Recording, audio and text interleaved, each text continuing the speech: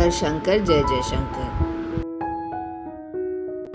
वर्ष में एक बार खुलता है लिंगाई माता मंदिर। स्त्रीलिंग में होती है शिवलिंग की पूजा।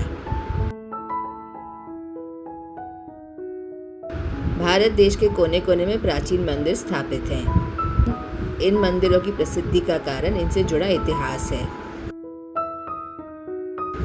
इनमें से ज्यादातर के बारे में तो अधिकतर लोग जानते ही होंगे, लेकिन अभी भी देश में ऐसे कई मंदिर हैं जिनके बारे में बहुत से लोग नहीं जानते। तो आइए आज हम आपको भोलेनाथ के एक ऐसे मंदिर के बारे में बताते हैं जहां शिवलिंग की पूजा स्त्री रूप में की जाती है। अधिकतर ऐतिहासिक व रहस्यमयी मंदिर झारखंड और छत्तीसगढ़ के दुर्लभ इलाकों में ही स्थित हैं, तथा साथ ही यह क्षेत्र नक्सल प्रभावित भी है।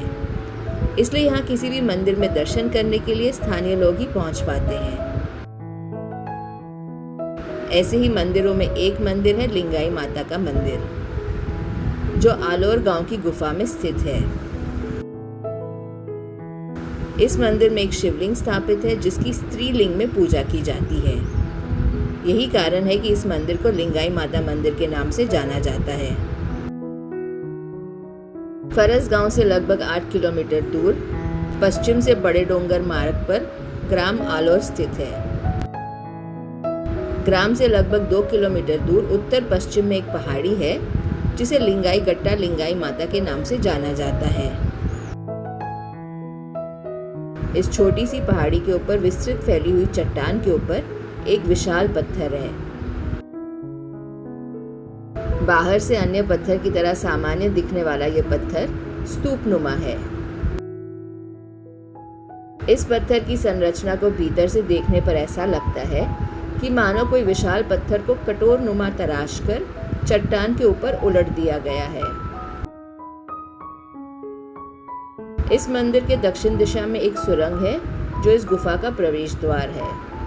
द्वार इतना छोटा है कि बैठकर या लेटकर ही यहाँ प्रवेश किया जा सकता है। गुफा के अंदर 25 से 30 आदमी बैठ सकते हैं। गुफा के अंदर चट्टान के बीचों बीच निकला शिवलिंग है जिसकी ऊंचाई लगभग 2 फुट होगी। श्रद्धालुओं का मानना है कि इसकी ऊंचाई पहले बहुत कम थी और समय के साथ ये बढ़ी है।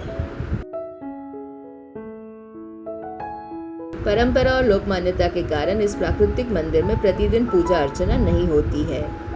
वर्ष में एक दिन मंदिर का द्वार खुलता है और इसी दिन यहाँ मेला भरता है। संतान प्राप्ति की मन्नत लिए यहाँ हर वर्ष हजारों की संख्या में श्रद्धालु जुटते हैं। प्रतिवर्ष भाद्रपद माह के शुक्ल पक्ष नवमी तिथि के पश्चात आने वाले बुधवार को इस प्राकृतिक देवालय को खोल दिया जाता है तथा दिन भर श्रद्धालुओं द्वारा पूजा अर्चना एवं दर्शन की जाती है। इस मंदिर से जुड़ी 2 विशेष मान्यताएं हैं। पहली मान्यता संतान प्राप्ति को लेकर है। इस मंदिर में आने वाले अधिकांश श्रद्धालु संतान प्राप्ति की मन्नत मांगने आते हैं। यहाँ मनौती मांगने का तरीका भी निराला है। संतान प्राप्ति की इच्छा रखने वाले दंपति को खीरा चढ़ाना आवश्यक है। प्रसाद के रूप में चढ़े खीरे को पुजारी पूजा पश्चात दंपति को वापस करता है। दंपति को शिवलिंग के सामने ही इस ककड़ी को अपने नाखून से चीर लगाकर 2 टुकड़ों में तोड़ना होता है और फिर सामने ही इस प्रसाद को दोनों को ग्रहण करना होता है। मन्नत पूरी होने पर अगले साल श्रद्धा अनुसार चढ़ावा चढ़ाना होता है। माता को पशु बलि और शराब चढ़ाना वर्जित है।